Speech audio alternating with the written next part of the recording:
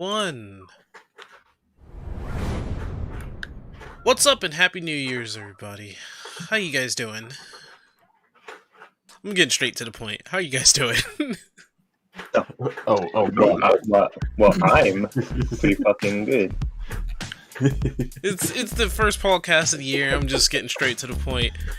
It's 2021. I took 2020, balled it up into a ball, threw it into the trash, took that trash, put it into a bigger trash can, put it into a dumpster, and lit the dumpster on fire. Amateur. I balled it up into a pyramid. You could have saved Preserved it. Why did you preserve it? I didn't say preserve it. I just said that it wasn't round after I balled it up.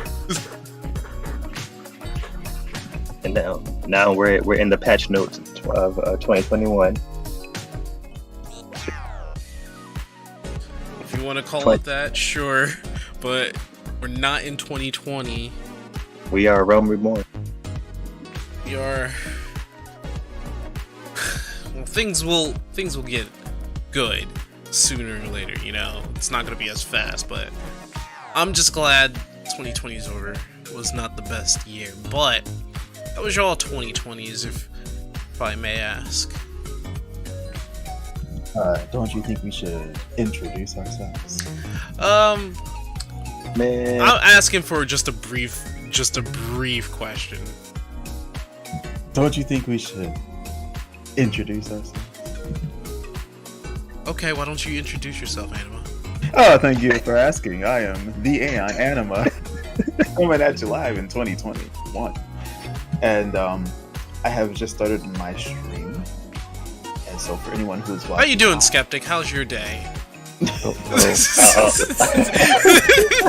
All right. It's much better now. My 2020.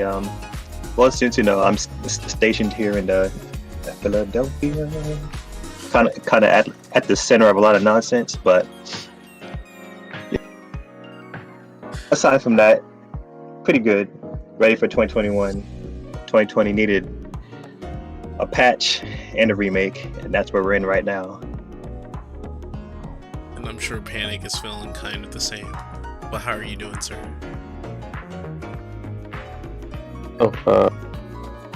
Yeah. Yeah, that's what I thought. That's what I thought. That sums it up. Yep, that's what I thought. Yeah. Sorry to interrupt you there, Anima. How is your day in its fullest? What? Bro, this is Extreme skepticism. I'm just being very snippy right now. Bro, it's because 2020 got you, hungry, and you're not yourself when you're hungry. Have a Have a Snickers. Well, I think I get the general gist of what everybody wants to talk about. I actually had something a little bit different than what you guys wanted to talk about. Talking about like our 2020s. I was gonna say, is there anything you are anticipating in terms of gaming, not gaming, or something in 2021? What are your goals? But what is it that you're anticipating? Really, not really much your goals. But what is it that in 2021 that you look forward to doing? Zelda: Age of Calamity. Sorry. Go ahead. Oh yeah, that's right. Not played that yet, but yes. Oh, I want it so badly. And then there's Breath of the Wild 2. Whenever that gets released. No, Age of Calamity is not. Sequel? It's a prequel. Yeah, it's a straight up prequel. Prequel sequel. It's a prequel that is made by those who made Dynasty Warriors. And Yes. I will say it's a sequel. It's a sequel to Hyrule Warriors, but a prequel to Breath of the Wild. Something? It's part of the Hyrule Warriors thing. It's not really a sequel to that because it's purely based in Breath of the Wild's world. So you're not gonna see like, oh, this character came out of nowhere and it's from Zelda something. It's all Breath of the Wild. All Breath of the Wild characters in the world of Breath of the Wild. They're not gonna go from like one world to another. But it works in the prequel sequel like backwards kind of information where like it's going to be more contextually interesting if you Yeah. played Breath of the Wild first. Yeah, it's the war that happened before Breath of the Wild, so you Right. get to play in that. Right? Like if I were to play that first and then play Breath of the Wild, like a lot of they're like, ooh, what's going on? I'm just gonna be like, yeah, I already know. Well, Calamity Ganon. Breath of the Wild really has it that if you want to find information, you have to look for it. If anything, because you can't just be like, oh, everything's on the wall or it's in your face. It gives you like a brief, kind of like just a brief synopsis. Like, so there's this war that happened 100 years ago. People died. You fell asleep. Zelda's stuck in a castle. You woke up. Ganon. Save Hyrule. Just save Hyrule. Ganon. I also want to say. Oh, go ahead. Fell asleep is a very light term. You would knock the fuck out, but put into stasis so you I wouldn't mean, nah. He took a little nap. He fine. die. He took a net. Yeah, that mortal wound, dude. Ah, my spleen. I gotta sleep. He died as Superman died. What's Not dead at all. what's crazy Oh, all right. about Breath of the Wild is that, and about Age of Calamity and just all of it, is that this is the first canonically named Link. Because you can't change his name, and they say it straight up in like the voice acting. They say his name Link, and what I like about Age of Calamity is that they give him just a tiny bit more personality. You know, what was he like before he became that, you know, that stoic, I have no idea why the heck I woke up and what am I doing kind of thing going on.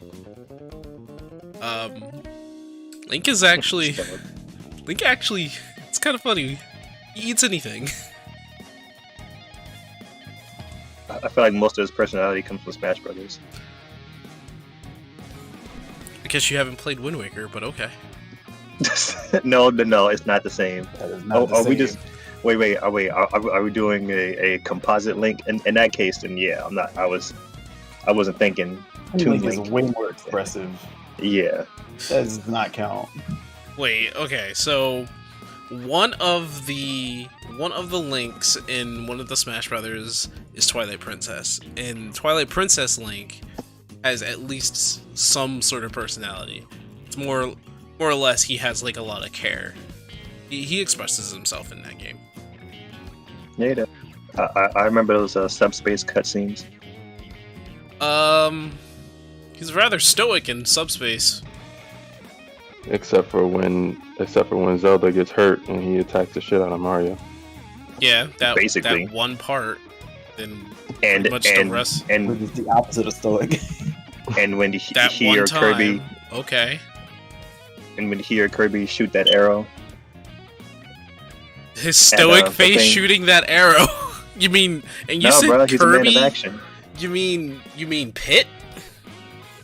Pit Kirby. No, they're different. Listen. You can't say Pit Kirby. Same difference.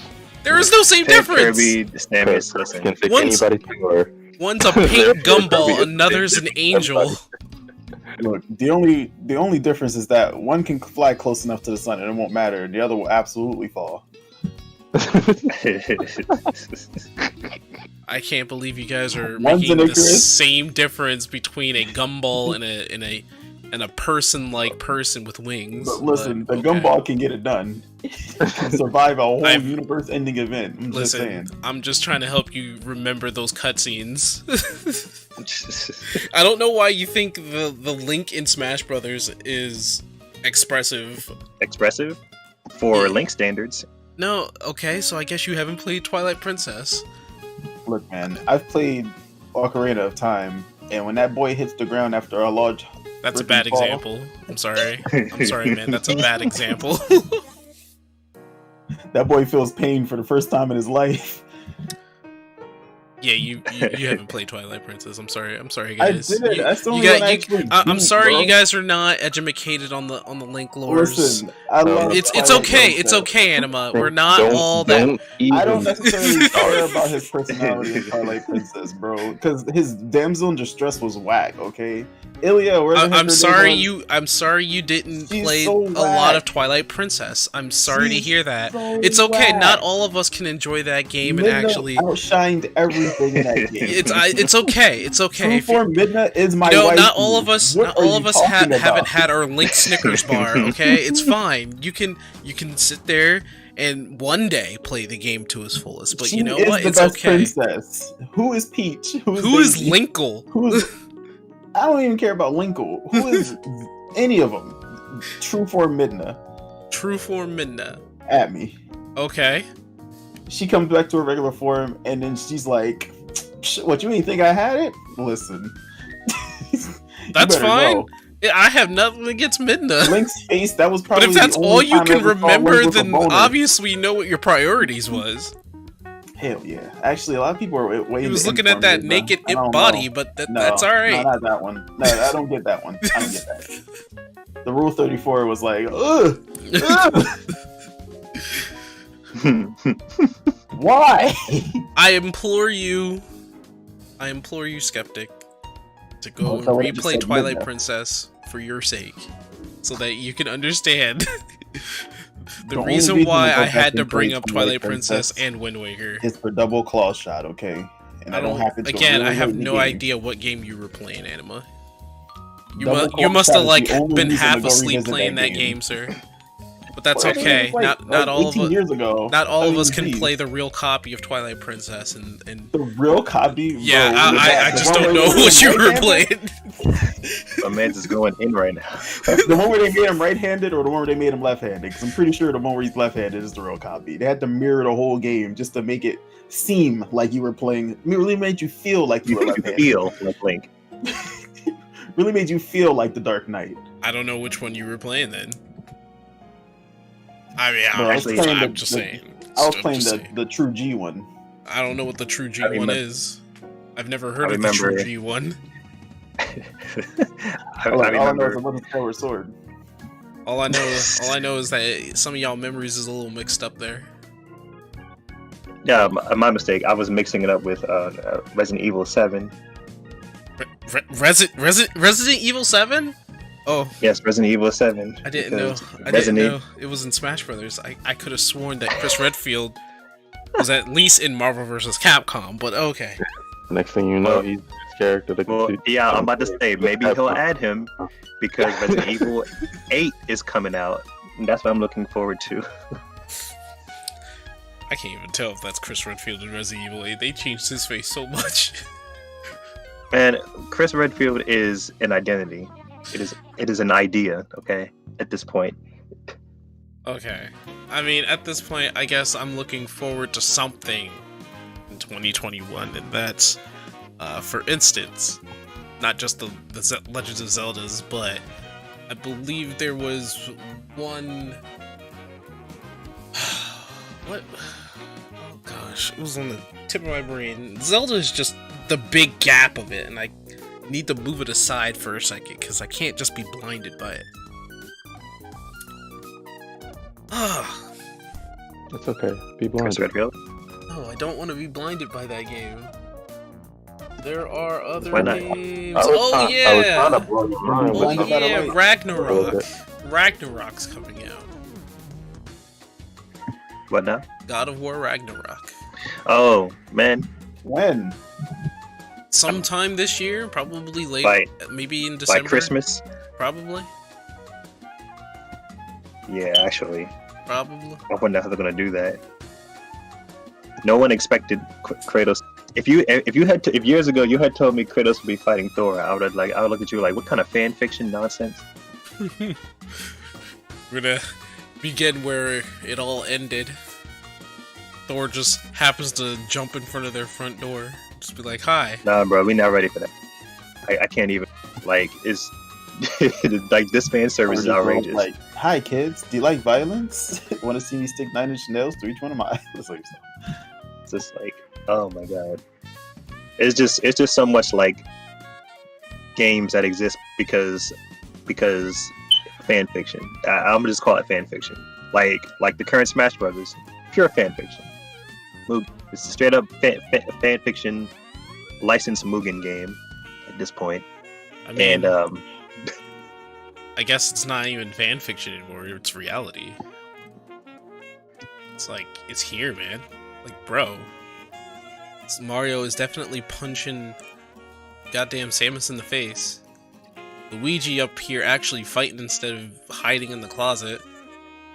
Pikachu just asserting his dominance of being the Pokemon. The Pokemon. What's more to say there? What's more to say? Minecraft Steve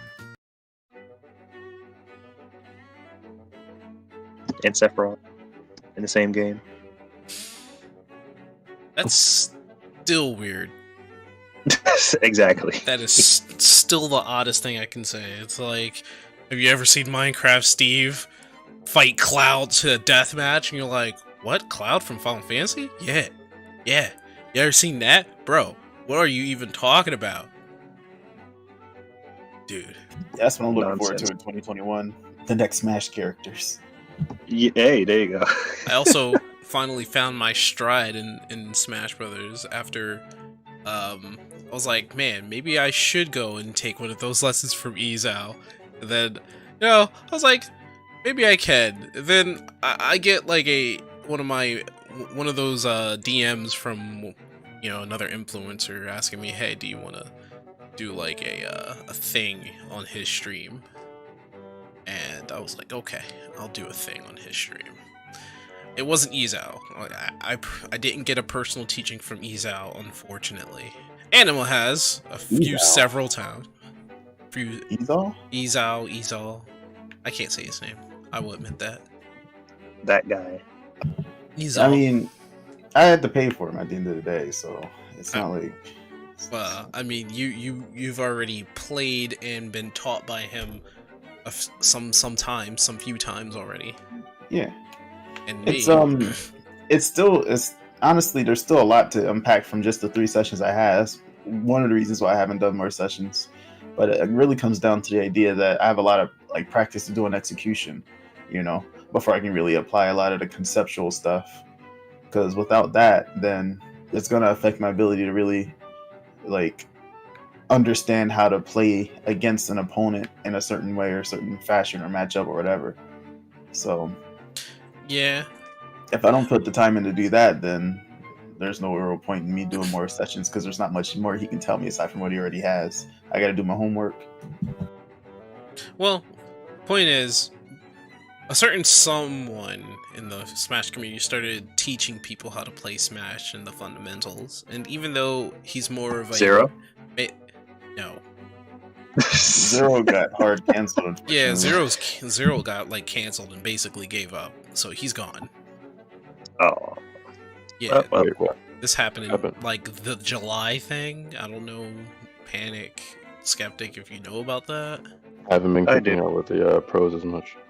Okay, so there was a big exodus in July for the Smash community, where I still kind of feel like was a bit of a conspiracy because the people who went after, like for instance, Mewtwo King, as we talked about before, it wasn't valid. There was more than a few cases that weren't valid. It just happened all at once. I think Yeah. there was a couple legit cases and like a bunch of fraudulent ones. there were more than enough legit cases, but there was the point that pretty much in order for Mewtwo King to save his career and save his standing is that he had to reveal something incredibly private. And it just put everybody was just like, oh crap, we messed up here, because like it's kind of bad that he had to say all that to everyone in the world. So that not only messed up the person who persecuted him, who got canceled himself because he did that. He just disappeared, like, off the face of the earth after he tried to out Mewtwo King. But a lot of the others basically just stopped, gave up, and disappeared, fell off the face of the earth, fell off the internet, never came back, and Zero was included in all that. Interesting. Yeah, but it was no, I was able to attend one of Mewtwo King's lessons in Smash, and his fundamentals for Melee kind of holds over to Ultimate in a way, and he's been playing Ultimate just a lot more, and he's still a pro at the end of the day because he pretty much beats pretty much everybody who comes onto his streams and comes into his lobbies. But he's been teaching people how to actually play like their characters that they want to play, how to do the basics, the fundamentals, intermediates, and like what you can do in advance. And he told me one thing that was kind of interesting. He said, "Alright, I want you to put Banjo away and bring out Incineroar." I was like, "What? Incineroar?" And I was like, "Oh, okay." I brought out Incineroar. He was like, "Because I think you work better with slower characters." I was like, "Okay." Turns out, I am very good with Incineroar. And I didn't know that, but apparently Mewtwo King saw my playstyle and just assessed it. That is quite a talented eye he has there, because he did it for everybody. So, like, after this, I'm pretty much probably going to open up a lobby and see how good my Incineroar actually is. But That would explain why you like playing with DK and Bowser. So. Bowser. is just a big fucking dragon turtle. I love dragon turtles. I like Bowser in general. Yeah, I know, but I meant in terms of your playstyle. Maybe, yeah, because a lot of my playstyles is just big hits. But if I can find a combo, I'll keep following up on it if I have the sight on it. Mewtwo King basically said, "Just keep going." It was like, "What? Keep going? Just keep going." It's like, my problem is that I hesitate, that I back off if I don't see an opening. Just keep swimming, just keep swimming. Sorry. But that's like one of the other things I want to do in 2021 is get a lot better in Smash, and I think that's the start of that. Also, I want to see if I could put as much content on my channel as possible. I actually made my first video yesterday. It's been posted. That's a lie. For the That's your first video of 2021. Okay, specify. Okay, specified. First video of 2021 was posted yesterday. Well, what do you guys want to talk about then? I'm just gonna end My my turn. My turn. Panic. Oh, we're waiting for you. You said my turn. Yeah, you did. Jump right into it. How do you guys feel about cloud gaming? I think it's not developed enough for it to be used in its full functionality at this point in time. But I think No. it's... General. No, continue. Oh, I think it's a grand idea. I actually want to see it develop. And the other two. So, yeah, no, I have to see that. Cloud Yep. gaming, kind of How like do you- Stadia. I don't feel any way about it one way or another. I have to see it Ah, because I already Bye. don't trust the cloud, so I'm not going to judge it based off of my bias against the cloud service in general and how many ways it can be taken advantage of. So I just have to see it. Call it anyway. That's your opinion. Anima. What's my opinion? Because you apparently know my opinion and I don't. I'll let him finish. No, that was your. I just wanted you to say that. What was my opinion is what I'm asking you. That entire explanation or exposition. And what did you get out of that? I mean, what you said. You're not the biggest fan of it because I'm not the biggest fan of the cloud service, but if developers don't take advantage of how many ways the cloud service in general can be taken advantage of, then it would be a good thing. But I don't know that, so I'm going to have to see how cloud gaming as a whole is going to work. The cloud service I'm talking about is anything data related being put into the cloud, not just games. Oh, I just mean cloud gaming. I know, Oh, and okay. that's why I said I have to see it. I don't know what you're confused about. All of it. Whatever. He needs to have okay, so he needs to see visually how cloud gaming works, not being told. So how about that cloud gaming? Now he needs to see what that is, an example, in order to assess something, or he needs to actually experience it. But from this standpoint, I think Panic just needs to honestly see how it works, and Yeah. then he can talk about it. Since But he doesn't did you see the KFC console in person? Oh, okay, so this is what I was talking about before. I understand hardware very, very well. Software and some programs I have a harder time understanding. So in terms of the cloud service and my lack of trust and my bias towards the cloud service as a whole, because we've talked about the cloud service before, Skeptic, in terms of how I don't trust it, like my data being held up there and how many ways that can be taken advantage of and or lost. Remember, we talked about this? Mm-hmm. Okay, so I'm not going to input my bias into something that I have never experienced, because I've never experienced cloud gaming. I don't have the KFC console. I don't have a Stadia. I don't know how well I would trust it after using it. I'm not going to input my bias into that. So I want to see it. I don't understand too much how the cloud service works, and you should know that based off that same conversation I'm talking about. So But hold on. I want to hear the bias. No, I'm asking for the bias. my He's saying that bias he is doesn't I don't. have good bias because it's not well placed in an educated opinion.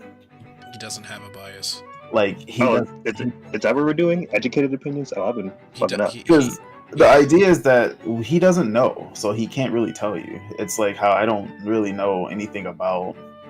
Like I didn't know anything about Hamilton, so I couldn't tell you if I liked it or not until I watched it. Now I've watched it, and I can tell you I love it. I think it's just that simple. He's not trying to overcomplicate it.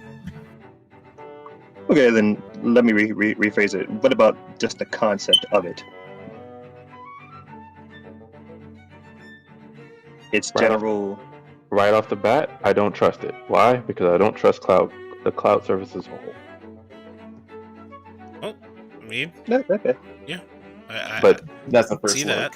right, and that's what I don't want to do, because that is my bias speaking, not an opinion.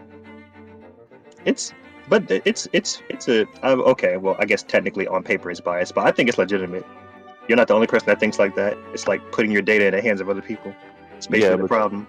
Right, but you also know how I like to do things. I don't like to input my bias. I like to put an actual opinion, whether an unbiased opinion. You know I work like that. I With know. everything. With everything. You know, Yeah. that's why I fucking hate. Because I'm the opposite. I love Bias all day, 24/7, and until I get facts. Okay. Guilty until proven innocent Skepticism. versus innocent until proven guilty, huh? Yeah, basically. But I actually think it's generally speaking that it's a great idea because of the idea of not being limited by hardware is a very freeing concept. I think people are gonna have to worry about whether or not they actually own their game or not, and where it's gonna go down the line where companies can restrict access to games at whim, Not the same. and the ethics behind it. Yeah, and at the same time, there's also novel cons around it. Like playing a game without we already have that. Where you download it into your console or into your PC, but not having to download it and just play it off a server has a lot of potential. However, there is the fact of like contractual, what you're signing up for, and what you're letting in terms of information being crossed through one server to another, from your computer, from your cloud device into their servers in order to play this game. Plus, as it stands for the United States, our internet is pretty shit, so it's not gonna really work out. So yes, Yeah. our internet is actually very shit. Oh, that's Our news to me. internet is not the fucking best at all. Okay, so let me put it to you this way. Canada has better internet than us. Parts of Mexico has better internet than us. Oh wow. Europe has way better internet than us. Japan, Korea, definitely don't South count. Korea. They don't count. I was about to say. Why any- don't they count? They're like 10 Because years. they- Maybe No, bro. maybe South Korea, but definitely not North. Okay, No, not look, North Korea, but like South Ja- Korea. Japan and North Korea are technologically way ahead of all us. in these everything. South Asian Korea. countries out here cheating, bro. Not South North Korea. Korea. Yeah. Sorry, South Korea are technologically way ahead of us in everything. So of course their internet's going to be better than us because they're technologically more advanced than Why us. is that, by the way? I have no fucking clue. Like, are they we just went- not putting they went money into ham. it? No, it's more or less. Well, yeah, there's that too, because the United States be wasting our money in stupid yes. stuff. Don't talk to Like- me about waste money in the United States. Look up the waste report. Well, okay, we I could talk can't wait about. to see what it looks like for 2020. It was pretty bad, but let's not talk about that now. But let's just stay on point here. Yeah, you're right. Japan and South Korea are technically in the future ahead of us, but like South Africa has better internet than us, and like I said, pretty much almost all of Europe has better internet. And I'm not sure about Russia. Russia doesn't like that. They say they have like as good internet, if not better, but it's debatable over there.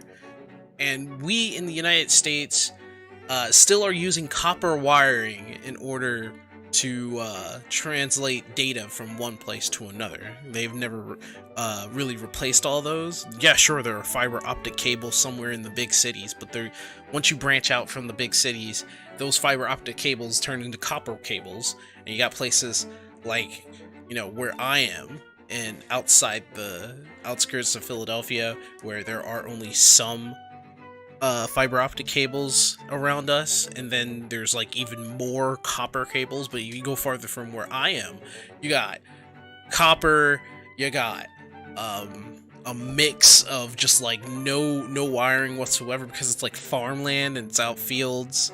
And then you go even further, maybe Midwest, they have like a big problem with that. California is probably the most, I guess, technically advanced, along with New York, that have like all fiber optic cables with their own like transient servers to translate information and data.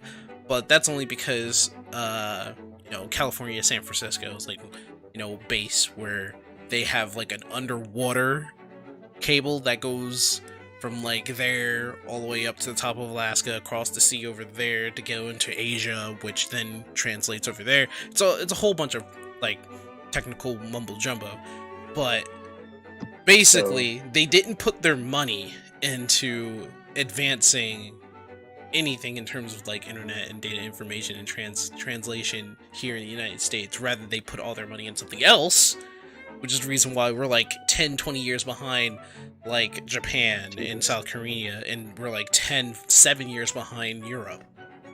And they're putting their money on something else. And that's why I say, and that's why it's true, that our internet is shit. Even if we have fiber optic cables, we're translating 1 gig of data. Meanwhile, Europe is translating 10 gigs of data, and Japan is translating 15 to 20.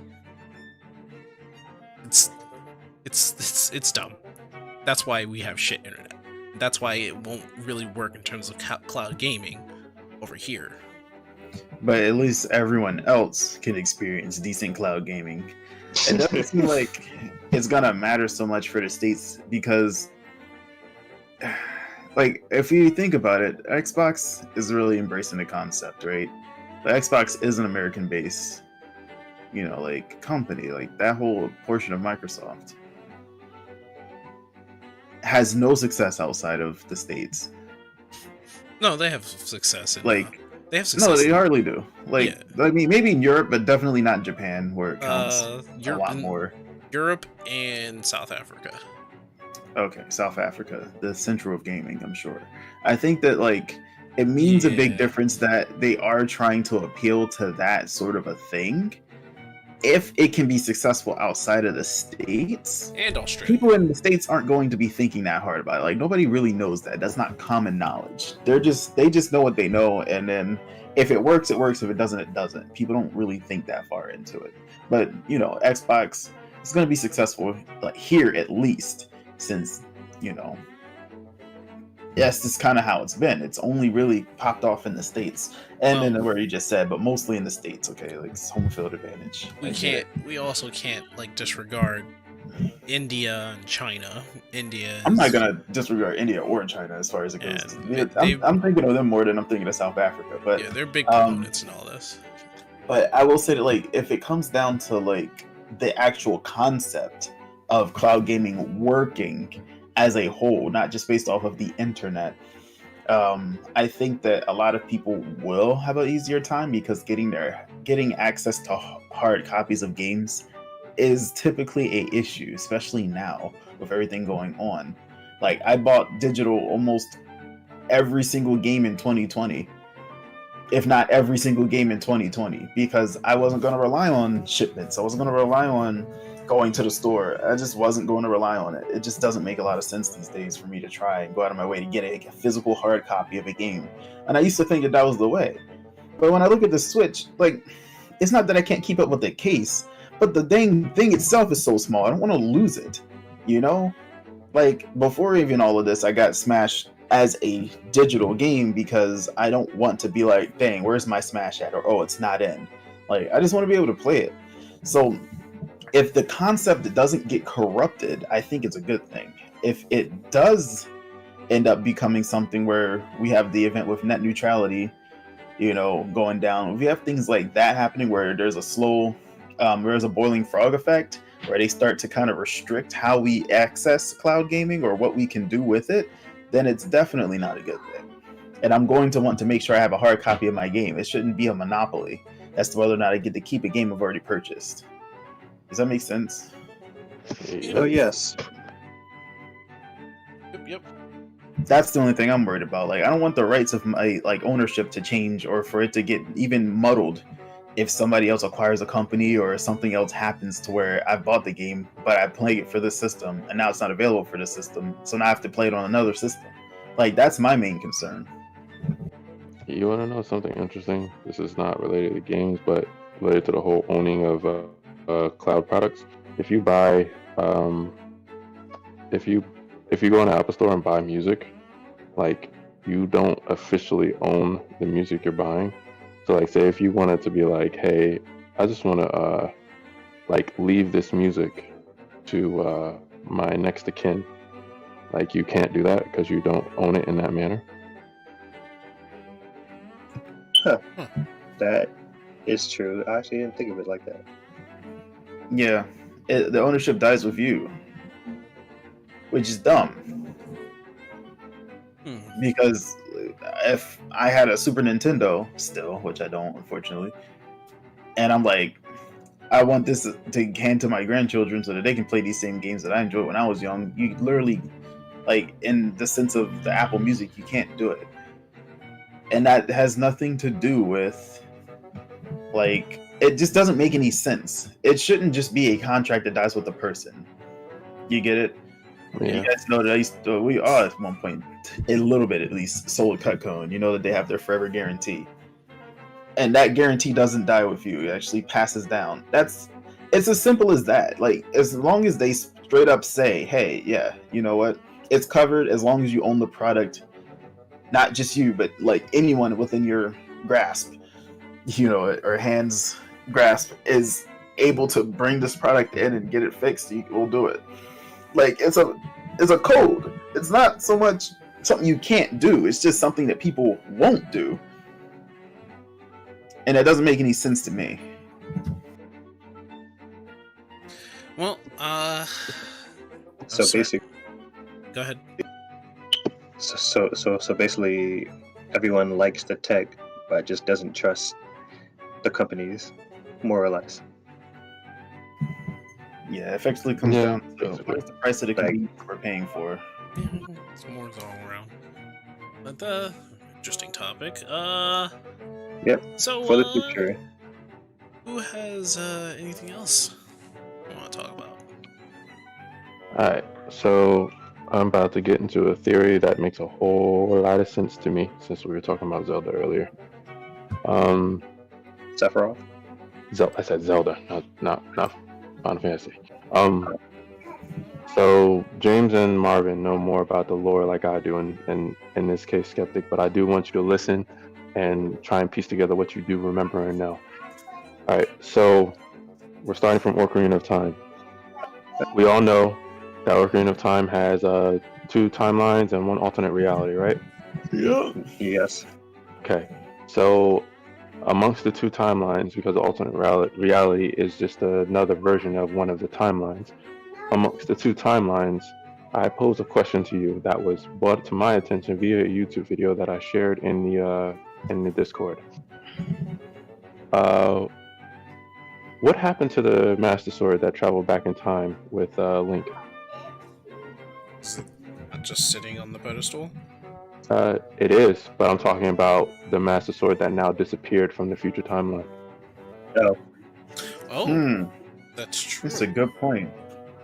So Huh. y'all can watch the video when y'all have the time, but basically, and the video has a lot of evidence and from the games, and it makes so much sense. So, Wind Waker is the first game after from the future timeline after Link disappears, right? So, when Link disappears with the sword, there is no sword, and we all know Ganon somehow before the events of Wind Waker somehow broke free to the point where they had to seal his ass again. That's why they flooded Hyrule. There was no Master Sword at this time. So what the theory says is that the sages made another Master Sword and powered it with their own power to have the effects to seal, not slay, seal Ganon. So that's why, and I'm going to go over this in a summary base, so y'all can look at the video and he'll do it in more detail. But basically, if you look at the sword from Wind Waker and look at the sword from Ocarina of Time, Majora's Mask, Twilight Princess, and even Breath of the Wild, it is slightly different. And what the sword does and where the sword is held is also different, with the exception of Breath of the Wild, because it's in the Lost Woods in Breath of the Wild. Well, they kind of all are anyway. Except with the exception of Ocarina, and I'm not going into that anyway. Every Master Sword is in the Temple of Time in every game except for Wind Waker and Breath of the Wild.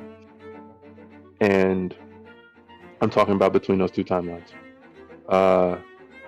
And in Wind Waker, it's actually in a chamber under Hyrule Castle, which the guy pointed out along this chamber is stained glass of the original 7 sages.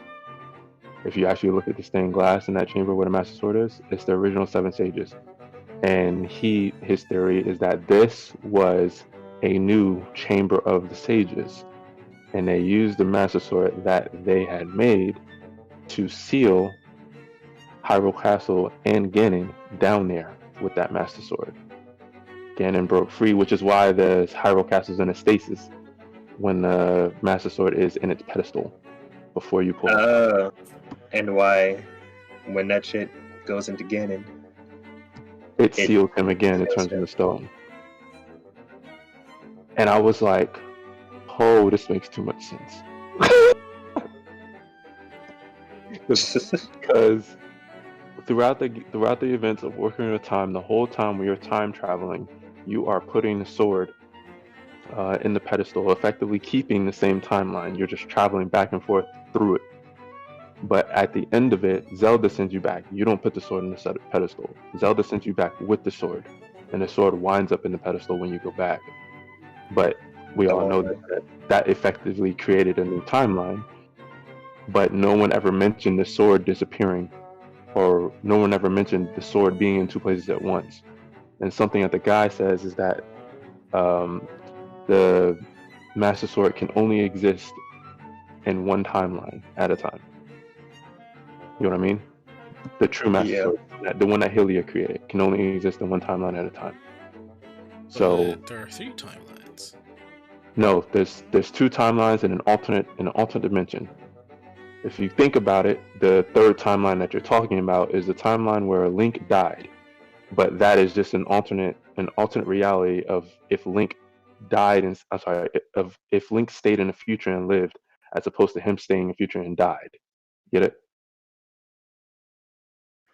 Okay. So the Skeleton Warrior is Link from what timeline? The skeleton warrior from Twilight Princess is the hero of time. Yeah, that's Ocarina of Time. But it's the timeline where he went back into his past. So he lived out his life and died. Okay.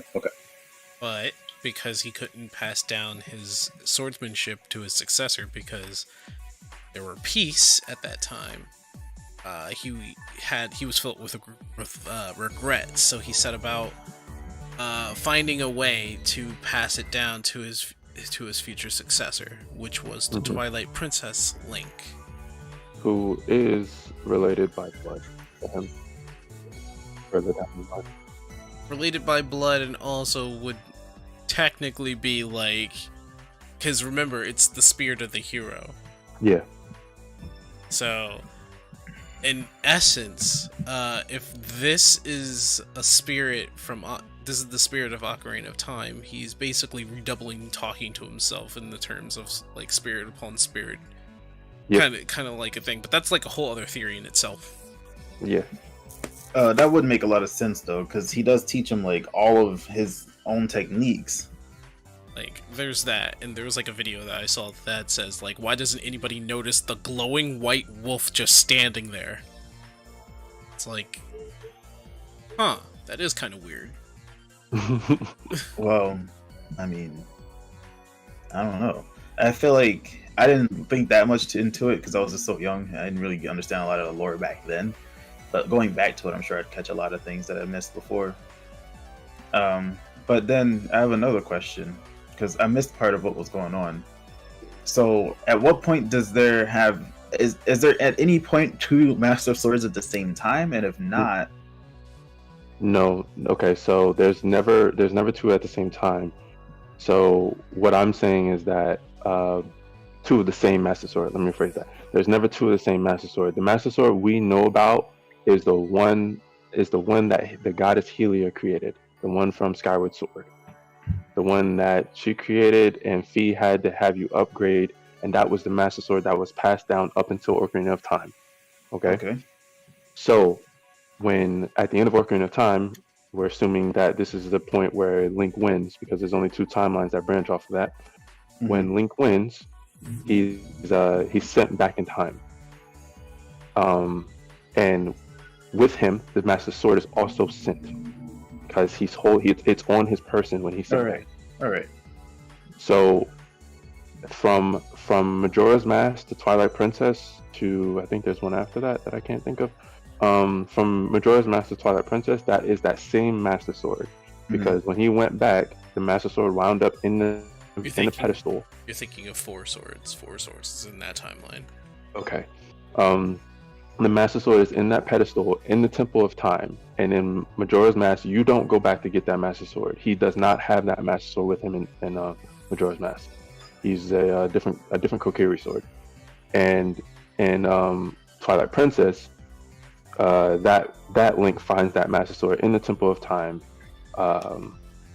and takes that Master Sword for his own. And if you remember, also in Twilight Princess, you had the Temple of Time was a dungeon where you had to replace the Master Sword back into the pedestal to unlock the rest of it. If you do remember that. So, from that timeline, there's only one Master Sword. In the second timeline, where the hero disappeared, the hero time disappeared, Wind Waker's timeline, Link has a Master Sword in Wind Waker, but the theory poses that that is not the same Master Sword. That is not Hylia's Master Sword. So Oh. that sword, he said, was forged by the sages in order for a new hero to take up arms with it. And Right. the thing about that is, I actually kind of can believe that, because I've brought about the whole, they had to make a new, like, the goddesses had to reforge a new hero's spirit in Wind Waker. Yeah, that's also true. Because since Link disappeared and never died, his spirit was never passed down in that timeline where he disappeared. And they actually, if I'm not mistaken, they went was 100 years, and then Ganon resurfaced, and they were waiting for the Hero of Time, and he never showed up. Right. And goddesses were just like, "Oh, dude, we fucked up," and flooded Hyrule just to make up for that. They told everybody to go on top of mountains, which was like, "Yeah, sorry about this," and just flooded Hyrule. Like, saved the people, sure, but they had to flood Hyrule and drown it in order for people to live. And because of that, they had set upon making a new hero on the, what was it, Onset Island? What's the name of the island? Yes, Onset Island. Yeah, so on Onset Island, they basically were forging a new spirit of the hero, which it was a tradition that was passed down, and thus the Link in Wind Waker was born. Which was Makes sense. took long enough. I mean, Yeah, but Ganon's finally sealed and dealt with the Master Sword embedded in his skull, never to be removed because Hylia was reflooded. I'm sorry, not Hylia. Hyrule was reflooded. So yeah, there's that. yeah. But yeah, so I just wanted to pose that theory to you guys because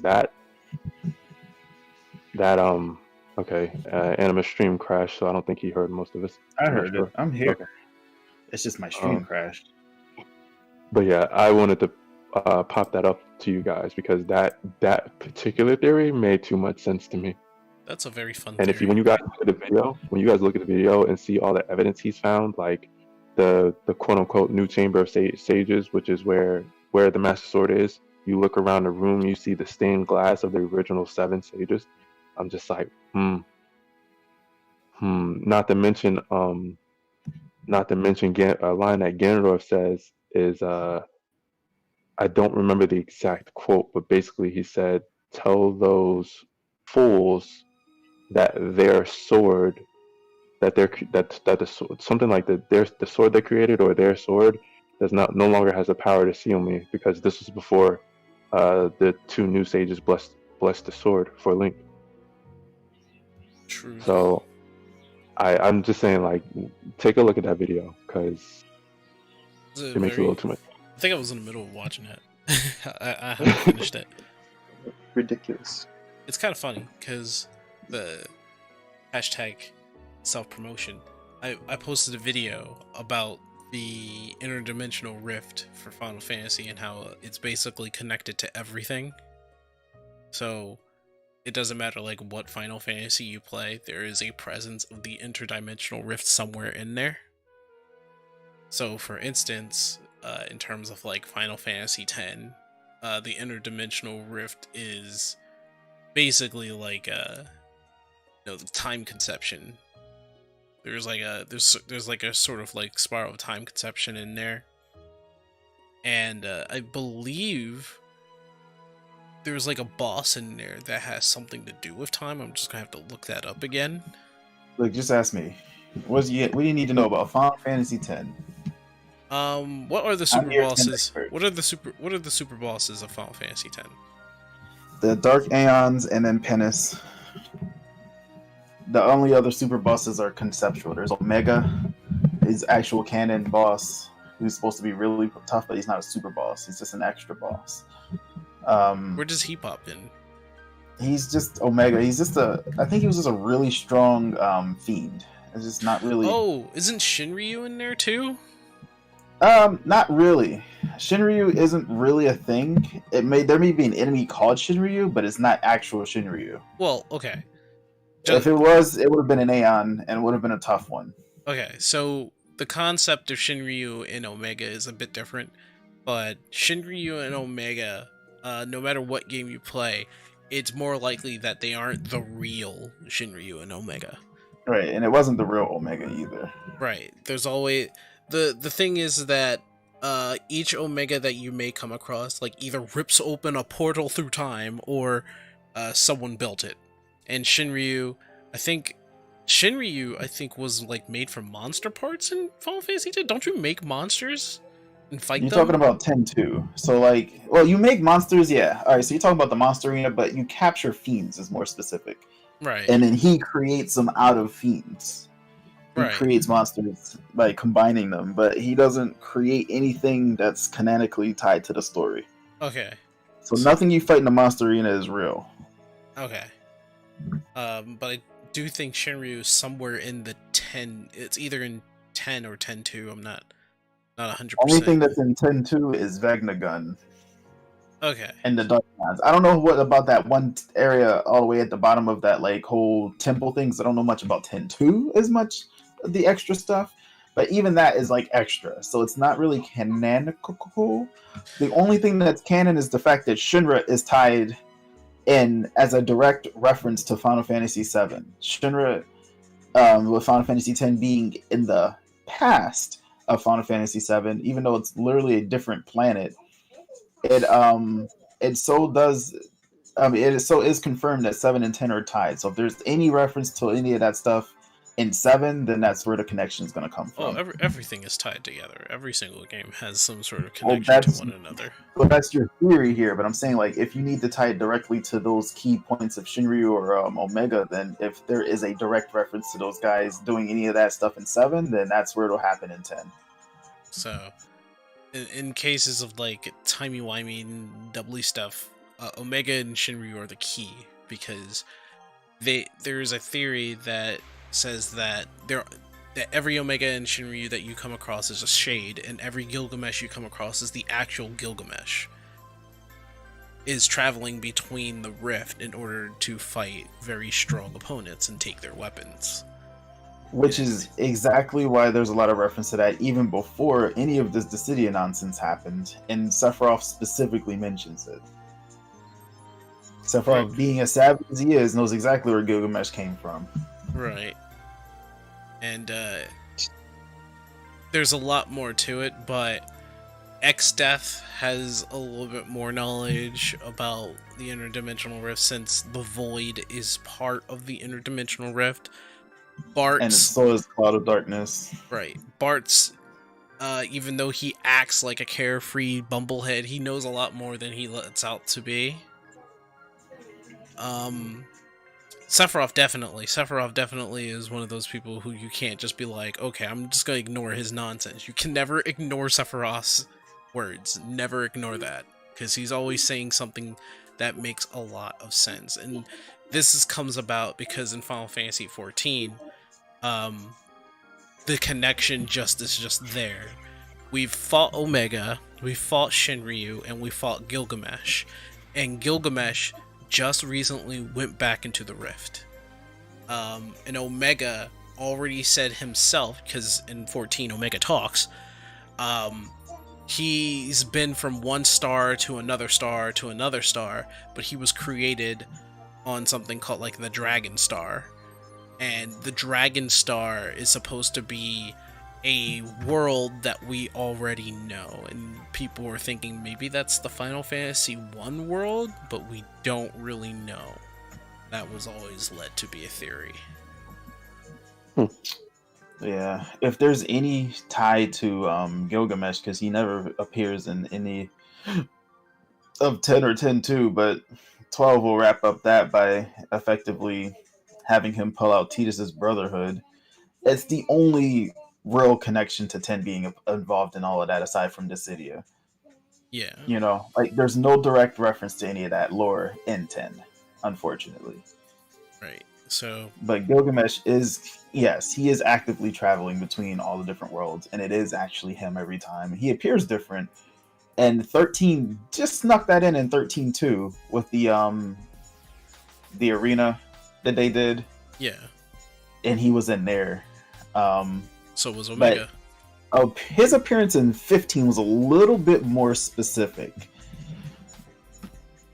And Noctis's whole entire story arc of traveling between worlds, even though it was all marketing nonsense, is a little bit more complicated, and that's probably worth looking into as well. Yeah, he actually was taken by the gods, well, the messenger of the gods, to the 14 world.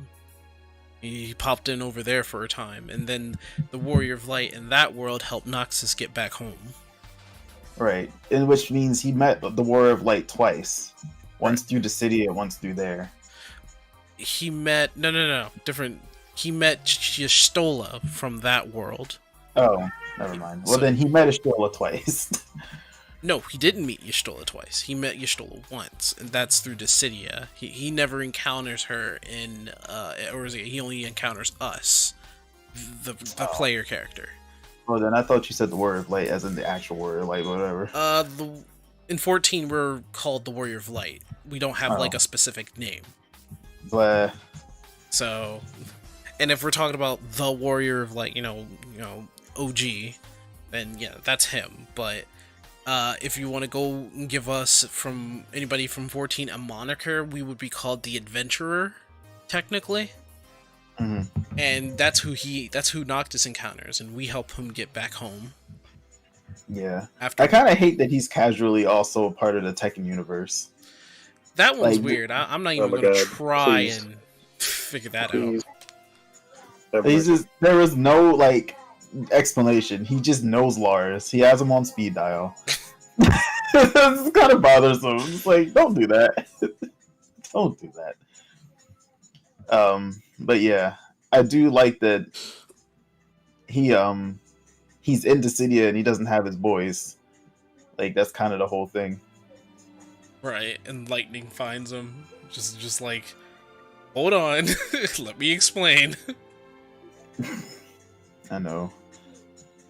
And I'm mad that they didn't take the time to, like, hash out the fact that Lightning, I guess since Ace is representing that world and Noctis are all technically from like Final Fantasy 13, which was all supposed to be the same universe. Well, Dissidia just proves that all worlds are connected, just existing itself. But, like, it's also proven that there are two different alternate realities in terms of World B. Dissidia in T's version is the original Dissidia's world, which Cosmos and Chaos was in. And then there's an alternate version, thus Opera Omnia, where the gods basically pulls in every single warrior that they can for certain reasons. It's kind of just like, are they there for respite? Are they there to, have a second chance at life or something? Are they there to defeat a threat?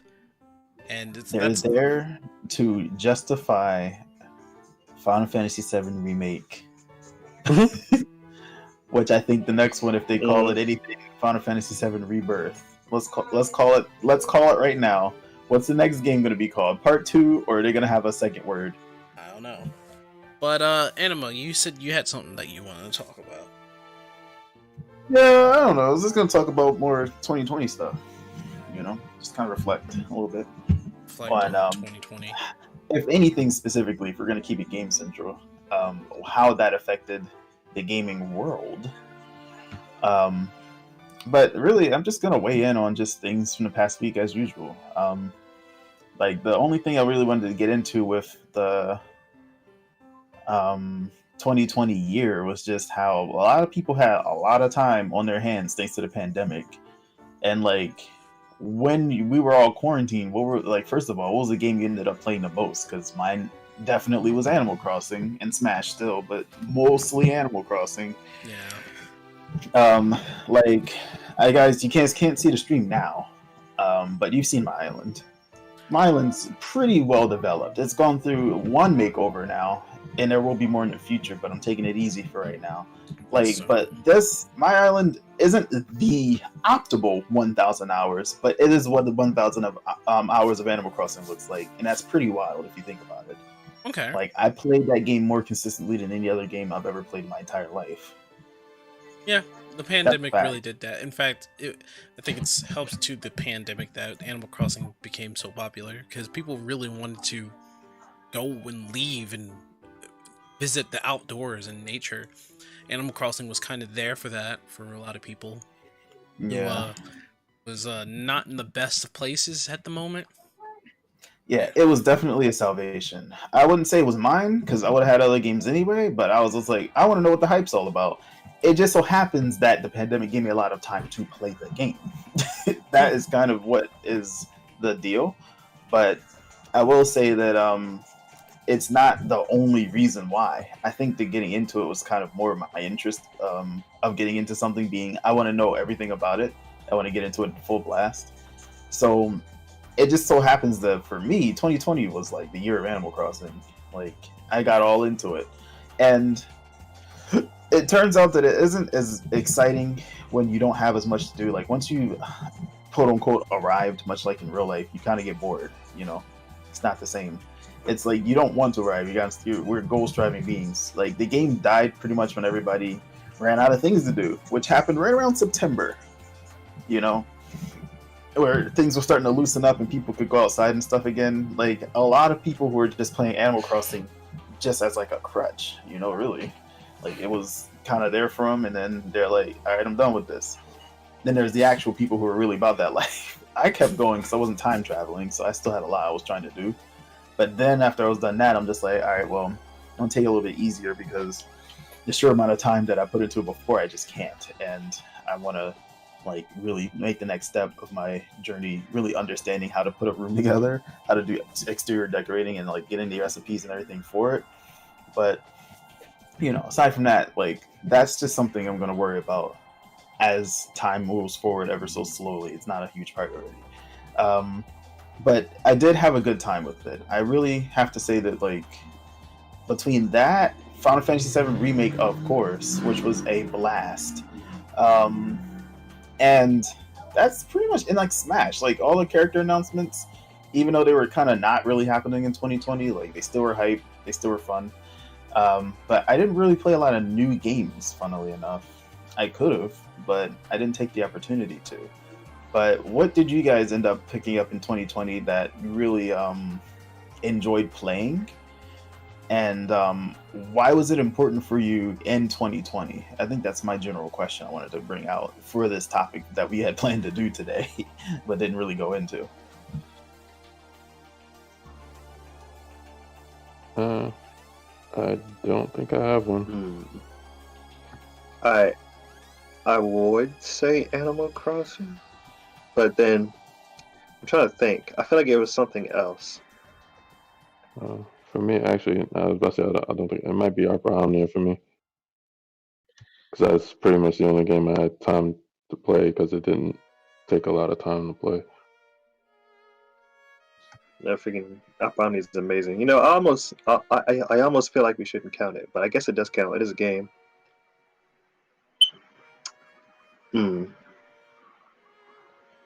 Damn. Oh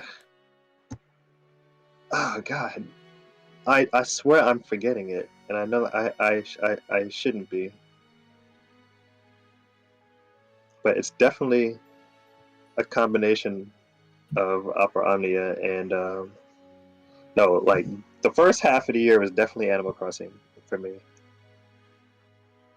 It certainly was. It came at a pinnacle time of.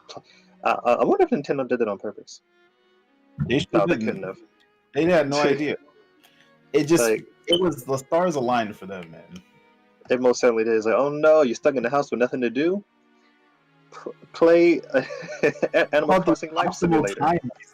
Like, play this Life Simulator. Go take a vacation at the Animal Crossing Island Resort, bro. Like, it was actually perfect, and man, people were feverish. I just remember like how many people were trying to catch a sturgeon before March ended because the game dropped mid-March, and like there were certain fish that were gonna go away in March and not come back till next year. Oh my gosh. You literally could not believe the sheer amount of hype around like getting things done on time. It was wild as people were scrambling to do this and that, and then peddlers were starting to put villagers into like the black market. It was so wild. Okay, I think there were a few for me. So Animal Crossing, of course, and then there was God, so hard to remember. I don't know. When did... Okay, let me see something here. Was that Smash?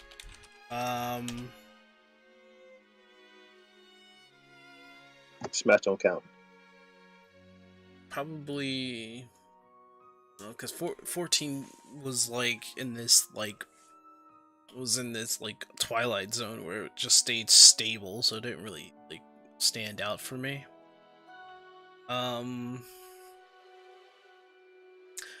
I would say maybe Among Us, and probably like Fall Guys, but Fall Guys was like really brief. Fall Guys was fun though. I think like when we were wrapping up the year, maybe Among Us. Oh, I remember mine. The Last of Us, The Last of Us 2. Last of Us 2 was mine. That did impact in some sort of way, but that didn't impact me in the best of ways. No, fair enough. So No, for me it was that game because of that came out during like the summer, right? oh, I don't remember. I think it definitely came out in 2020. But Yeah, it came out 2020, but when it came out, it was just like it was like a whole month of just confusing emotions, and then like after that, I just put it on the shelf and just left it there. But for me, I guess it would definitely have to be like Animal Crossing came out at the perfect time, and then I was playing all sorts of games with it. I think Bug Fables, definitely Bug Fables was there, and that was the Paper Mario that I was able to play and not get angry about because I was tired of Paper Mario just not being a good game. Just go back and play Super Paper Mario again. And remember why people hated it. Because it doesn't have a reason why people should hate it. That was an amazing game. Yeah, Paper Mario and the Origami King made me go back and play Thousand Year Door again. Thousand Year Door is a game I still need to play, though. I'm not gonna hold you. Because you may have like fond memories of like Super Paper Mario, and that's a good game on its own. But it was original Paper Mario and Thousand Year Door that really like holds my heart when it comes to that. And did you ever watch the video of like somebody talking about why people hated Super Paper Mario when it came out, like versus the first two? Yeah, I've seen plenty, and people, it's kind of they say it's like the Wind Waker effect because people hated Wind Waker when that came out, and people just started to appreciate it. Yeah, people hated Wind Waker when it came out because it was so radically different. And then after a time, people started appreciating it, and they were like, you know what? After playing it again, it's actually very fun. I really liked it. And the same thing with Super Paper Mario. People were just like, oh, it's too different. And then after a while, they played it again, and they were just like, you know what? I really appreciate it. It really took the next games that took away what was really important to the Paper Mario games, which was not the RPG elements, was people were like mouthing off at first, but the story elements that made the Paper Mario so good and memorable, and the characters, right? And Super Paper Mario had that, unlike the next ones that came out, which were super duper wildly cheap and dry. Like even Miyamoto was just like, man, we don't need story in our Mario games. Are you kidding me? He literally was just like, does Mario need a story? And then they came out with Sticker Star, which had hardly any story, and everybody hated it. And then it's just wild that they just threw in a bunch of cheap paper jokes. Like, we've already been through this. He's paid a paper. It's not new. Right. And then they came out with, like, Paper Mario, who was in Mario and Luigi, Paper Jam, and then everybody was just like, it's okay, but it's not as good as like the other Mario and Luigi games at all.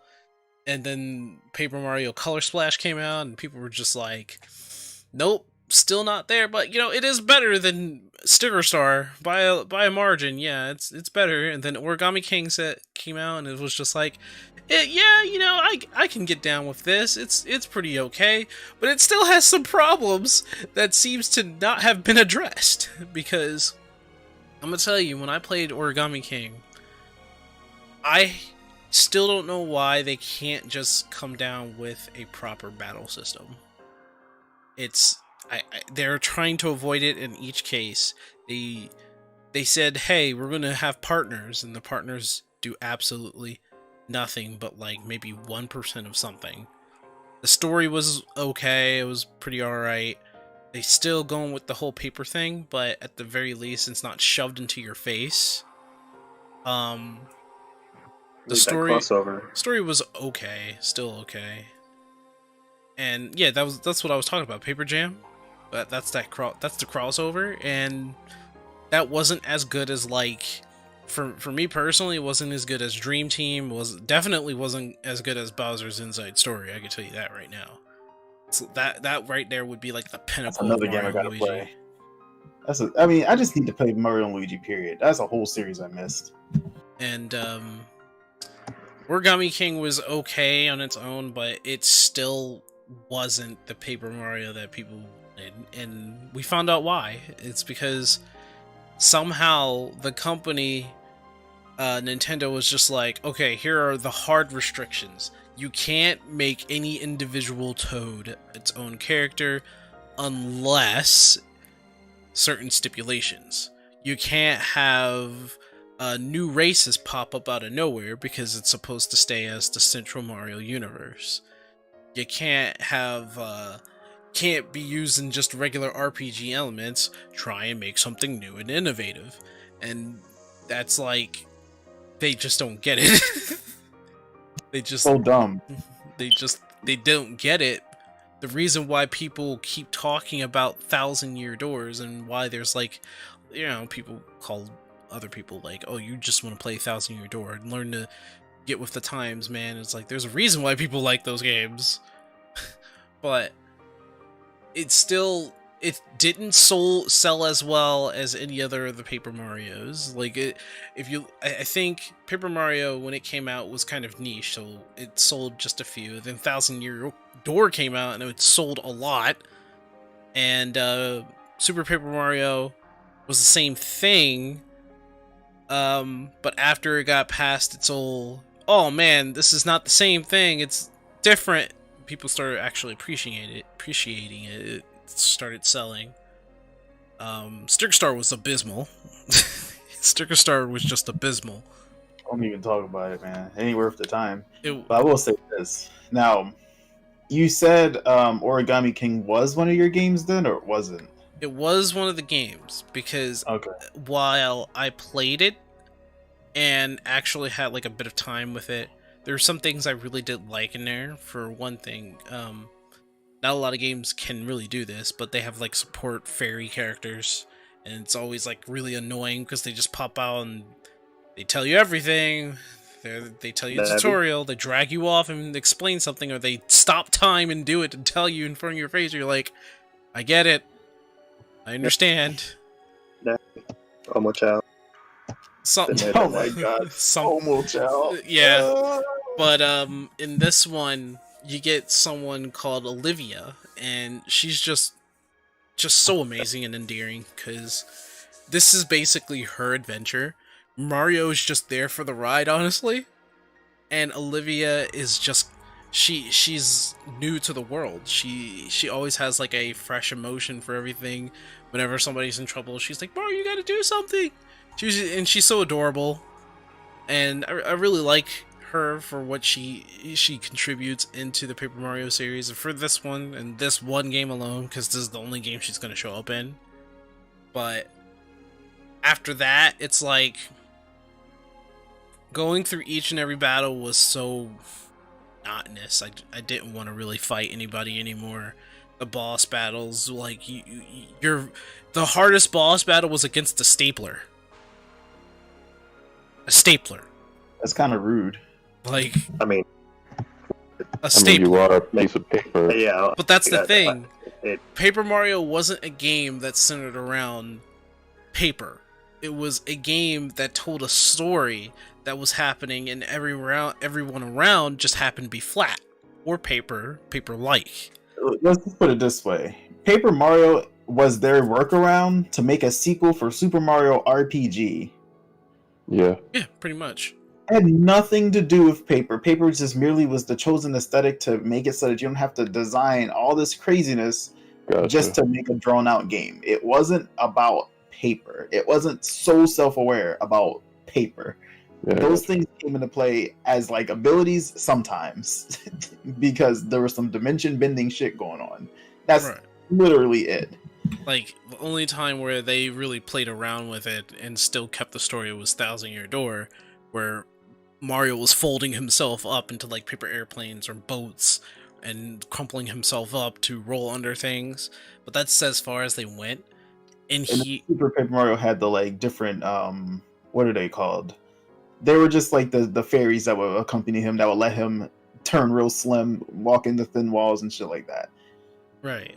It was, Paper Mario was more or less like the story surrounding, not really just, oh, it's paper everything. Oh, paint, stickers, origami. They really don't understand after. Like they keep trying to ride this whole paper thing out now. Yeah, so like when Sticker Star came out, it was like they really didn't understand why people liked Paper Mario. Even after Super Paper Mario, they just didn't understand. It just like flew off the deep end, and people just like, nope, didn't sell well. And then they tried to double down with like Paper Jam and Color Splash, and that didn't work out well because Color Splash, though it was like a game that's better than Sticker Star, they still tried to be like, paper, guys, paper. Remember that? And they had these things called literally things, and it was like a fan, Japanese cat, a slab of meat, and they wanted to interact with paper. And then Origami King is the same thing, where your main enemies are regular enemies folded up into origami or paper mache. And there are two different battle systems in Origami King. One where you just swing your hammer in like the overworld, you bop them and you just destroy them. And these things are called like paper macho guys, and they're just basically giant paper mache.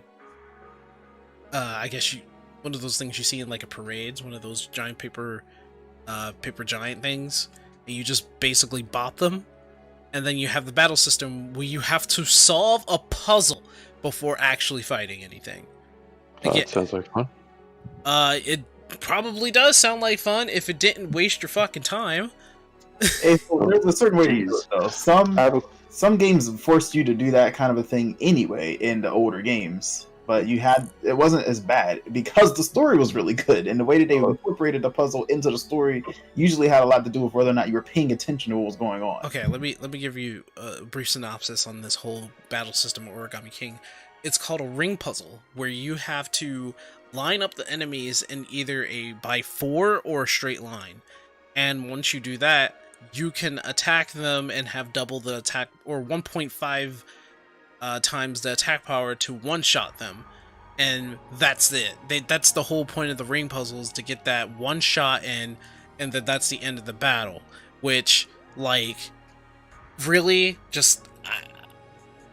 then it's just a waste of my fucking time, because there's nothing... Well, it doesn't change. I have 2 questions. Mm-hmm. Is that ring puzzle specific? One's for that ring puzzle specifically. So if is that ring puzzle integrated into the battle itself, to where like you just have to attack in a certain pattern to get them to the formation you need them in? I would say yeah, because when you you only get so many turns when you like 2, 3, or even 1 turn to figure out the whole ring puzzle to line up everybody. It's usually 2.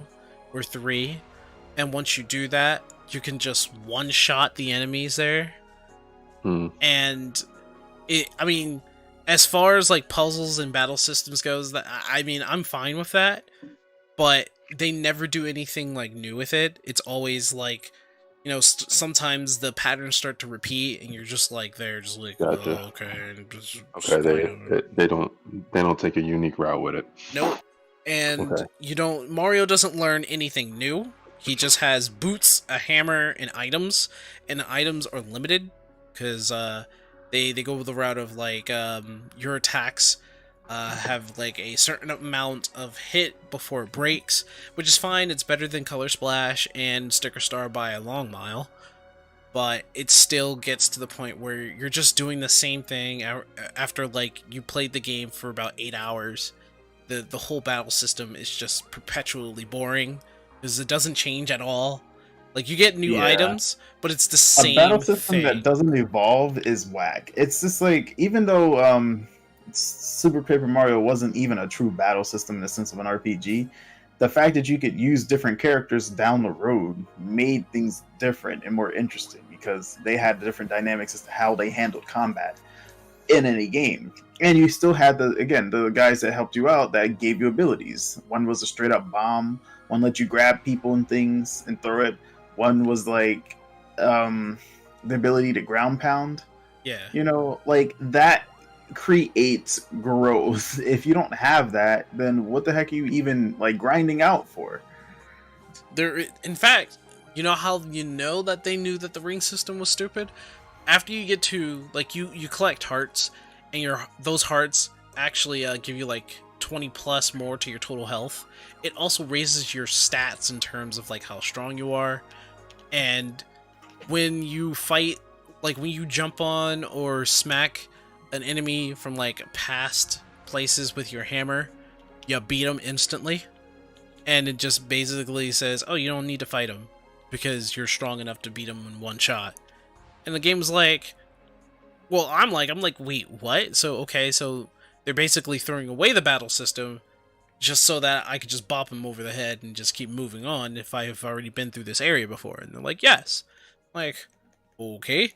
And even still, with like, that, go ahead. I'm sorry. With that, I feel like that's a good idea because if you're over leveled, you don't want to. It's a waste of time to run into random battles because, like, if you think of Final Fantasy, you go through an area where you are over leveled. You'll one shot everything.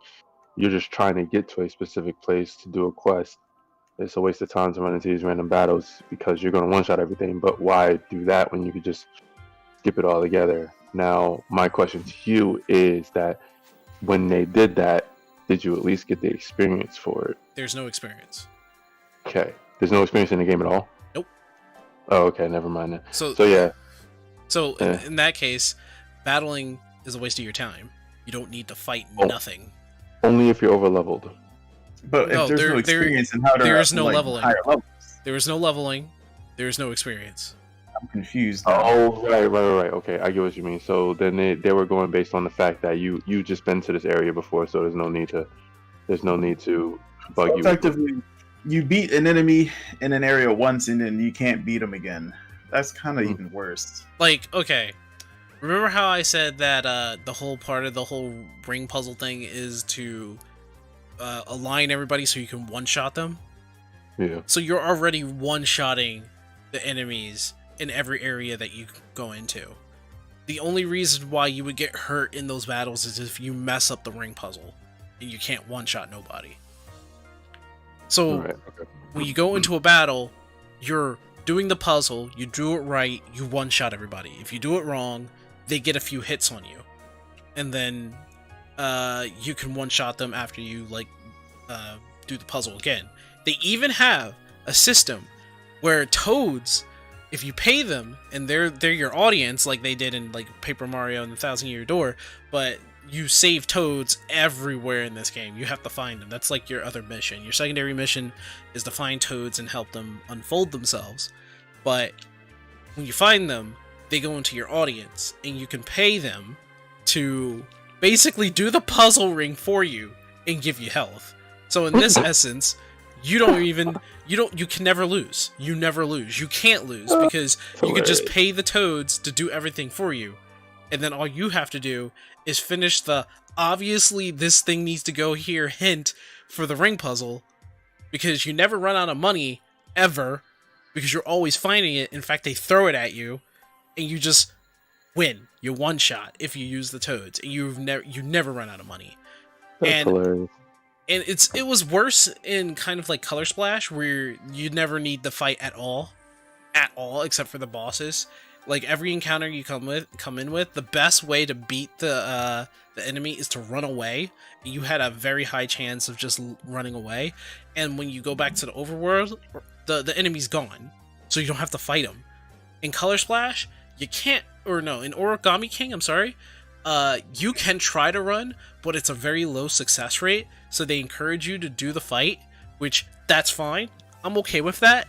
But still, like, even when I'm done with the puzzle and the ring puzzle, and I one-shot everybody and I move on, it's like, I still feel like that fighting is just a waste of my time, because I don't really get anything from it except for confetti, which you can farm from the world, from the outer world. You could just bash a tree, bash a flower, bash a rock, get confetti, so that you can fill the world up that has holes in it, and coins, which again you can farm out there in the world.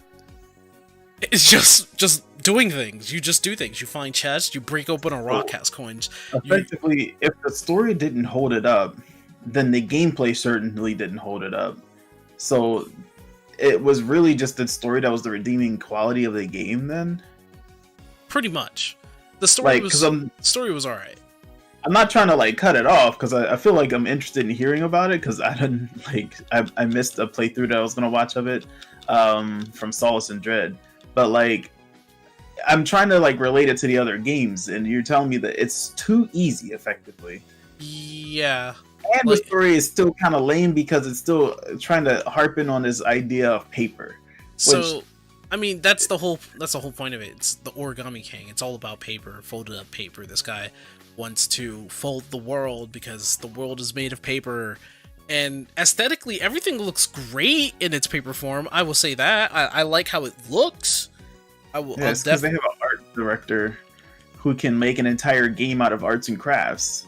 Right. I imagine that like it actually pales in comparison to Yoshi's Crafted World or something, where the guy literally handcrafts everything.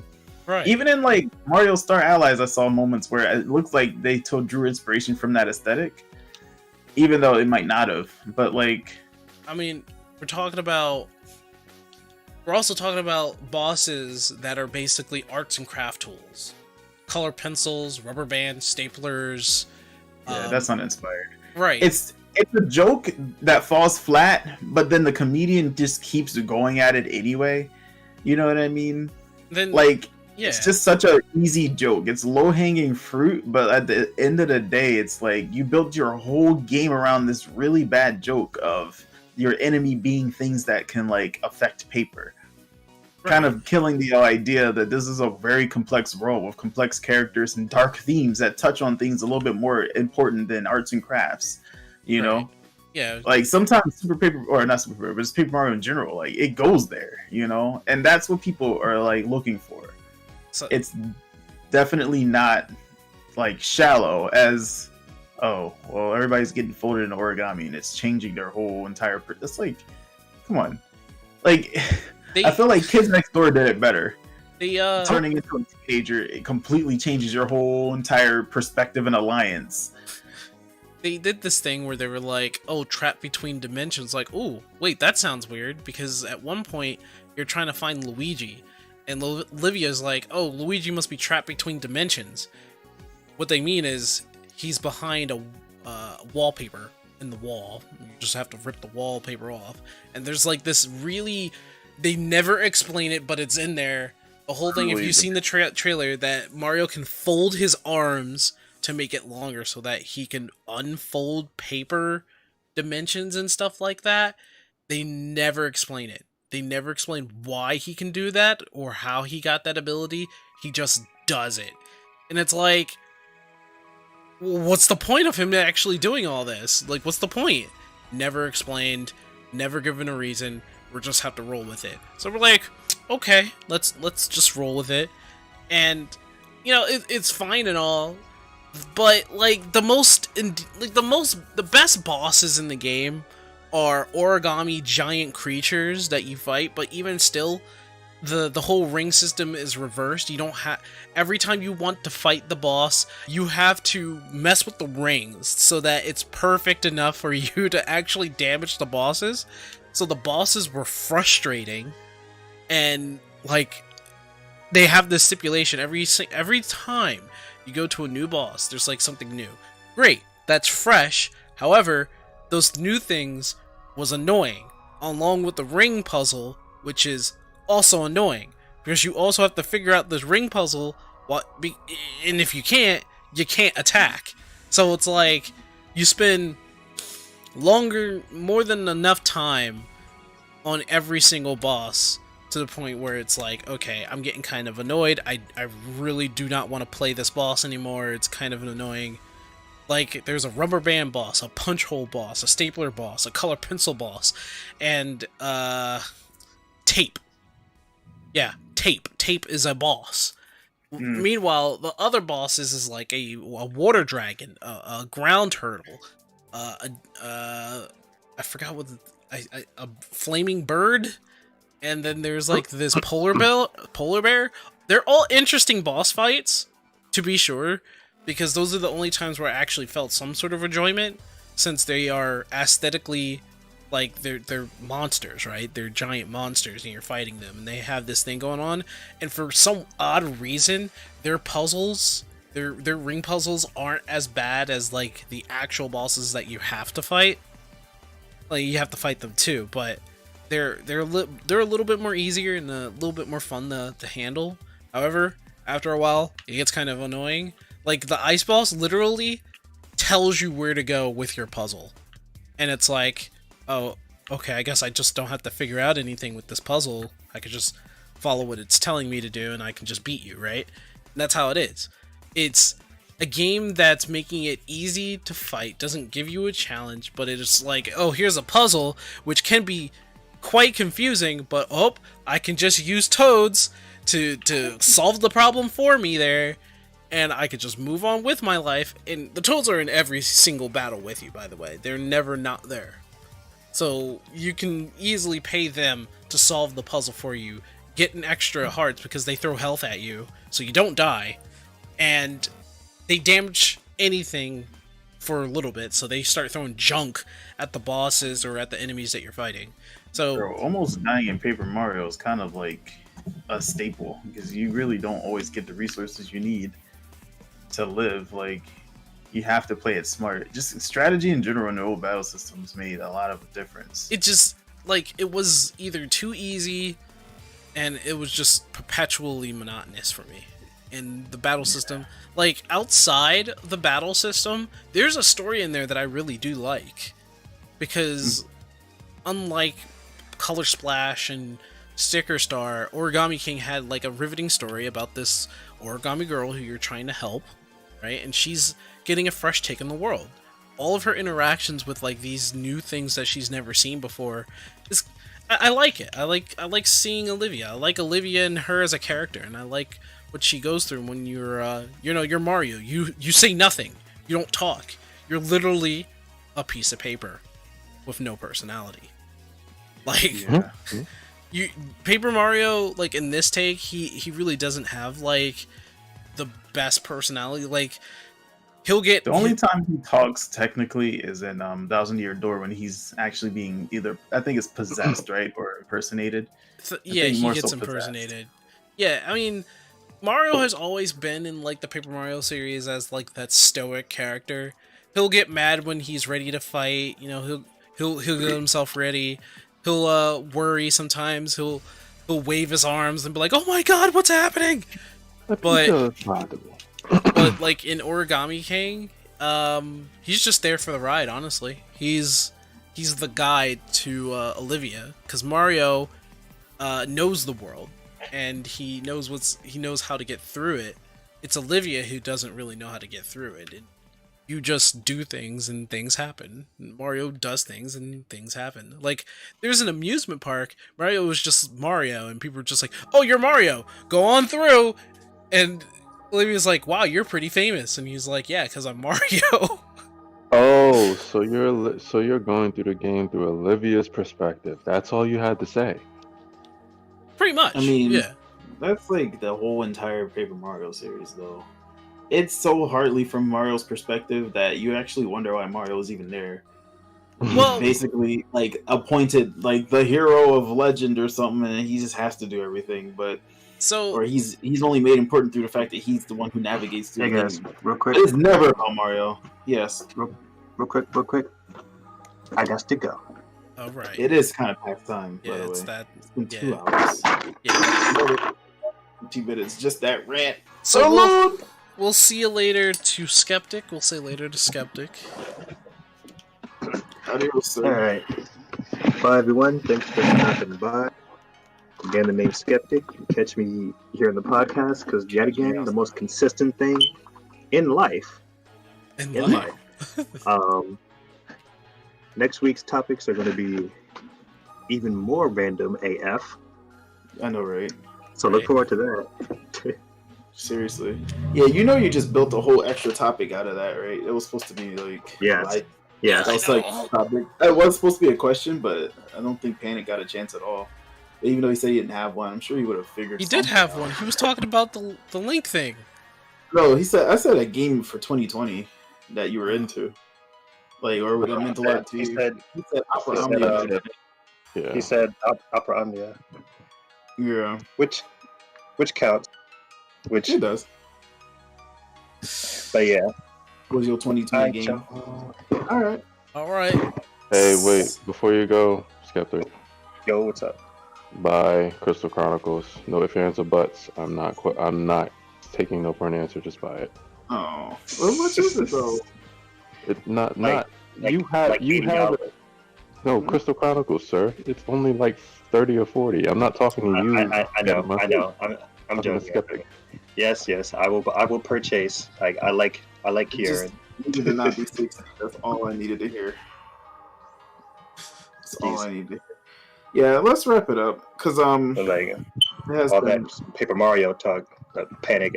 I used to complain about R20. Jesus. There was a deep passion in it. you were really feeling it. I completely understand. It's My man said there's no experience. I'm just like, oh, okay. So it's one of those. Yeah, it's kind of like Kirby's Epic Yarn where there's no damage. Which, by the way, is also another artsy crafty game that uses, it's like we've been there before and it's been done better. I don't know, but you get it. I will say this. Oh my god! 2020 was a year. It was a good year for gamers and a good year for streamers. yeah. Honestly, like, not everybody was inconvenienced by it, but if anything, I hope it gave people a lot of time to think and to like kind of plan out what 2021 is going to look like for them, because we're not out of the storm yet, just because the year changed. But I sure as heck hope that people are spending their time a little bit more wisely and a little bit more productively. Because you realize that the games can only get you so far, and that your actual living situation might not have gotten better as a result of it. Like, Let's, at the end of the day, we like talking about games, but we are also responsible adults. let's, Hopefully, go- everybody has some good plans for 2020, or if it is all gaming, that they make good use of that time. Because streaming is definitely the best example of that I can think of, aside from a straight up YouTube channel. Okay, or well, competitive gaming. let's wrap this up. I just wanted to finish my topic. Sheesh, man. That was the whole reason why I brought it up. I That's just wanted true. to close it out. So I wrapped up my topic. Now we can wrap up the whole thing. Because I do have to go away for a little bit too, apparently. And, I'm being called. Well, you can find me on Twitch. My stream died halfway through this, so sorry about that. But we'll be playing games maybe after this. And yeah, I'm mostly going to be doing Smash. My new stream schedule now is officially going to be going back to Friday, Sunday, Tuesday, as it was before. So catch me on those days. Really Sunday, Friday, Tuesday night. is when you'll catch me. So you guys, thank you so much. And Panic, do you have anything else you want to add? Nope. Okay. Hey, Well, And you can catch me here walk us out. if you Walk us you out, can, Saint. yeah, you can catch me here on my channel here, and also on the Aeon Sync Weaver, Animas. Twitch TV. Yeah, and on my YouTube. But in order for me to wrap this up, because I'm still being called here, yeah, catch us next Sunday, same time, and we'll be talking about other crazy AF as topics. Just once more. Thank you Random guys. as hell. Yup. All right. Thank you guys for sitting down with me, boys. You guys are always the best, and thank you, audience out there, for visiting us here at apartment 814. You guys have yourself a good day, and goodbye. Adios. Deuces.